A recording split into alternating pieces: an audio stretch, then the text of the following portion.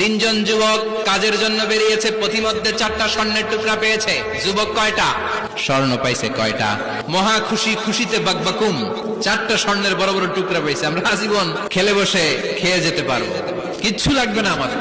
3 বন্ধু বলে ভাগ করি, আরেকজন বলে ক্ষুধা লাগছে, একজন যা বাজার থেকে রুটি কিনে নিয়ে আয়, খাওয়ার পরে ভাগ করবো। একজন রুটি কিনতে গেল, শয়তান 2টারে বুঝায়, ওইটারে মারতে পারলে ভাগ বাটোয়ারা সহজ হবে। তোরা 2 জন স্বর্ণ 4টা, তুই নিবি 2টা, ও নিবে 2টা।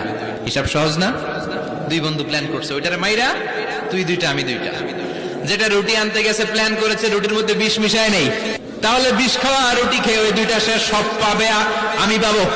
ভাগাভাগির কিছু নাই, 4টা স্বর্ণের টুকরার মালিক আমি। রুটির মধ্যে বিষ মেখে নিয়ে এসেছে, ওই 2 বন্ধু প্ল্যান অনুযায়ী ওইটারে ধরে মেরে ফেলছে।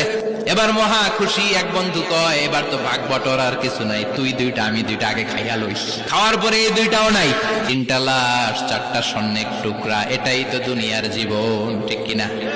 আসল জীবন কবর থেকে শুরু হবে, কোন ঠিক কিনা?